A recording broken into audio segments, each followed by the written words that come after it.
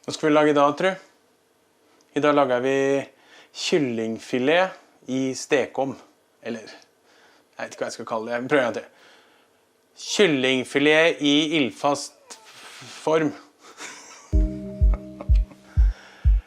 Det I hvert fall kyllingfilet I ildfast form med en god saus og ris. Enkelt og greit. Det vi trenger, det da selvfølgelig vanlig kyllingfilet, no hocus pocus. Og vi trenger ris, det gidder jeg ikke vise fram. Risen gidder jeg ikke vise fram. Hva annet har vi? Tomatpuré trenger vi. Trenger paprika trenger vi. Løk trenger vi. Det må jeg hente. Løken her.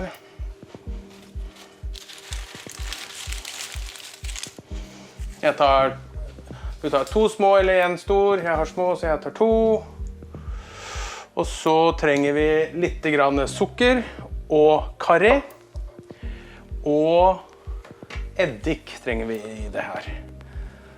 Trenger vi mer? Også en liten salat ved siden av. Tar jeg bare en sånn hjertesalat og noe agurk bare for å ha ved siden av. Og det vel hele sulamitten. Jeg tror det ganske enkelt, ganske fort. Vet du hva? Hvis dere vet hvor mange ganger jeg sier det her fort gjort, og så må jeg kleppe det bort etterpå, fordi det tar jo så lang tid med all den skravlinga. Men vi prøver. Jeg tror det her fort gjort.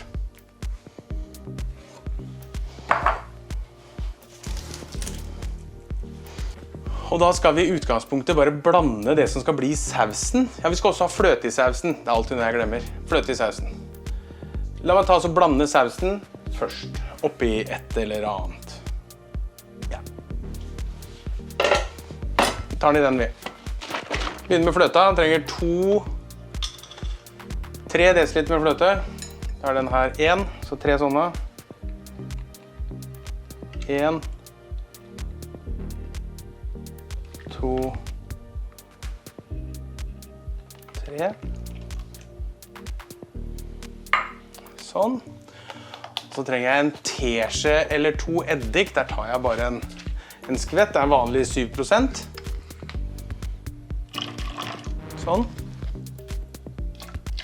Sånn. Så trenger vi tomatpuré, som jeg selvfølgelig ikke har åpnet.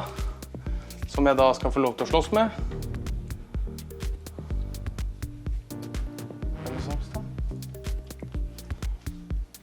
Hvor saksa? Der var det saks. Og hvor mye tomatpuré, det jeg faktisk litt usikker på. Kan vi ikke si par spiseskje kanskje? Hvis det 1, 2, vi tar 3 vi. Vi tar hele vi, 140 gram cirka. Sånn. Og så skal vi også ha kryddere rett oppi her, som var sukker. 1 teskje med sukker, 2 teskjeer med karri. Rett oppi. Og hva mer trenger vi oppi der? Vi trenger salt og pepper. Vet ikke hvor mye, men jeg tar ikke så alt for mye heller, fordi vi på en måte skal... Ja, der skal jo kokes litt ned. Og så litt sånn god.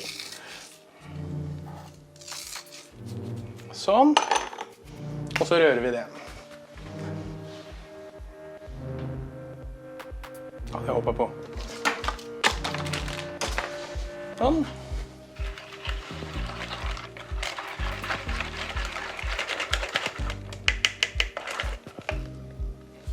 Ja. Da var det gjort. Og da skjærer vi opp løken og paprikaen. Det har dere kanskje sett nå, så jeg skal lage det så kort jeg kan.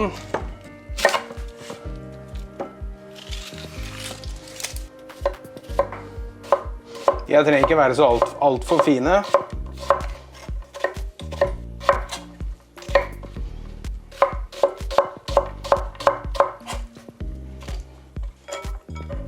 Litt på gulvet, det må jeg alltid ha, så har du ikke laget mat. Paprikaen. Vi trenger en hel paprika. Ja, vi tar en hel paprika vi.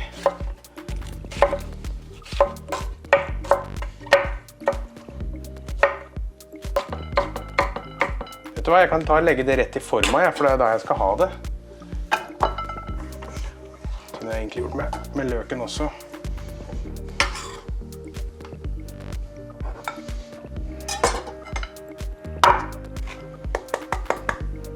Sånn, kan vi bare stå der så lenge. Så skal kyllingen, den skal vi jo ikke skjære opp, den skal vi ha hel. Der, da skal vi ta kyllingen, og den skal jeg steke litt først. Så den bare, så jeg skal slippe å, sånn, bruker vi den hånda som ikke vi har tatt i kyllingen med. Litt salt på ene siden bare, da jeg begynner å steke. Sånn. Skulle hatt litt pepper også, da, men jeg vasker meg da. Skal vi se, litt øyeblikk.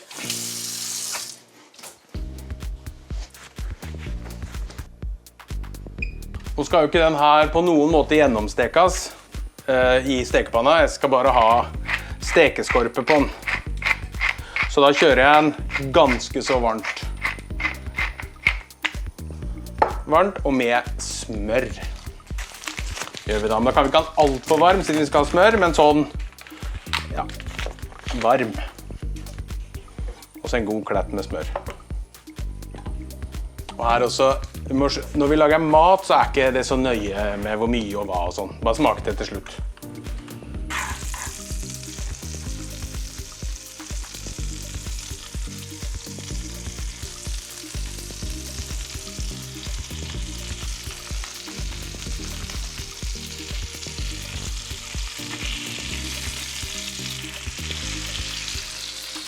Da har vi bort den, og så vasker vi oss på hendene på nytt. Og da er jeg ferdig å ta i kyllingen, så da var det gjort. Sett på ovnen. Ja. Mye da, tror du? 200. 200 grader blir fint. Sånn. 200 grader tar vi den på. Bare litt mer salt på her. På andre siden. Og litt pepper.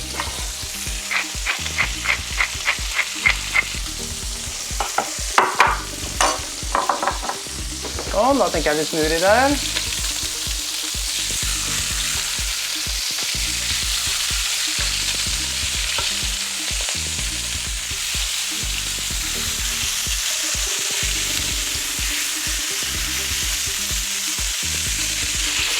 Så det er så enkelt. Det var bare å hakke noe løk og paprika, blande en saus med noe enkle greier, kyllingen oppi, sausen rundt, inn i ovnen, koke ris. Den skal cirka stå 20-30 minutter, så kan du godt få på risen egentlig. Og sånn som jeg alltid gjør risen, dobbelt så mye vann som ris, og skyll alltid risen. Og en liten klype med salt oppi. Eller så smaker det ingenting.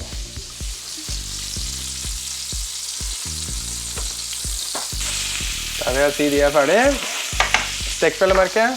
Da har vi sausen bare oppi her.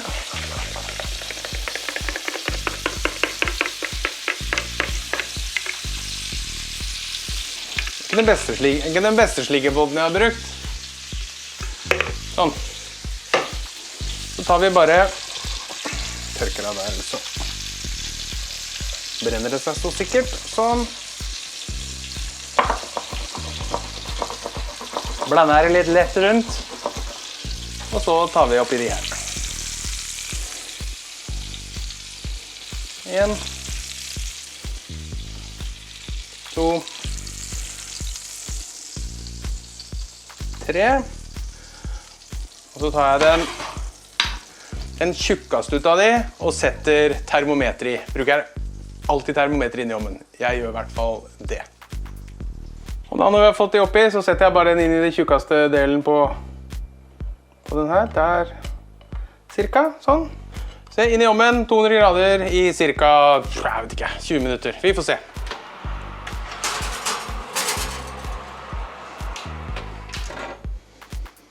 Og da er egentlig alt på. Nå skal det bare gjøre seg ferdig inn i ovnen, sammen med at vi venter på risen. Så er det ikke mer å gjøre, tror jeg. Eller jeg vet. Så da skal vi ikke bare litt pausemusikk da, mens vi venter på det skal bli 20 minutter med pausemusikk.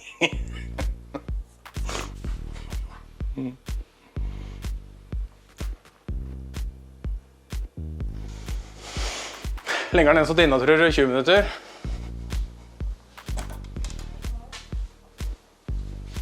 Da vi der. Moment of truth!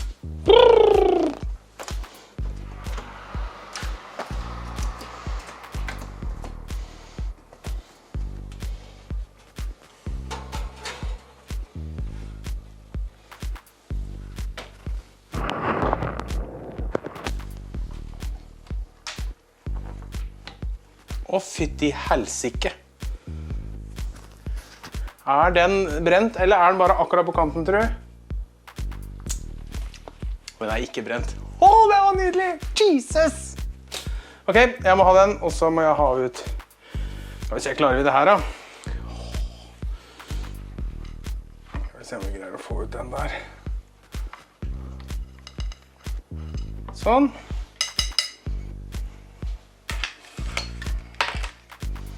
Da var den fin, og så flytter vi den ned på her. Og så legger vi opp. Guri. Det der jo... ser jo rett og slett helt rusket ut. Så hva trenger vi å ta med da? Da tar vi klypa og ei øse da. Og så noe å ta risen med. Den kan vi ta med den. Kan vi ta med pastaskjea. Sånn. Here we go.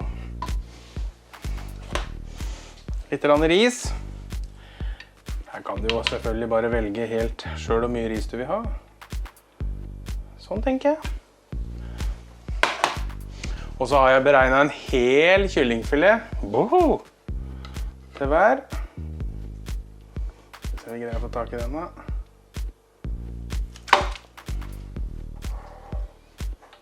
1, 2, 3, 4, 5, 6, 7, 8, 9, 10.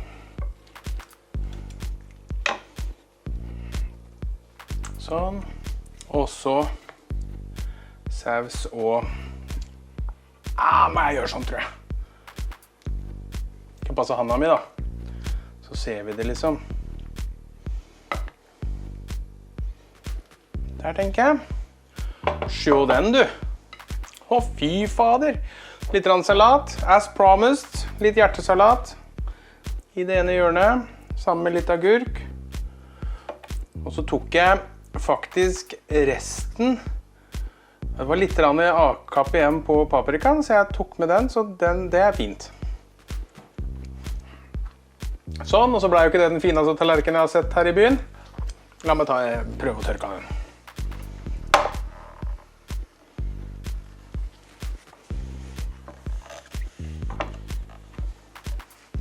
Sånn, det var nesten i hvert fall. Der det bare en ting å si. Fy flate! Kose seg, kjempemasse. Snakkes!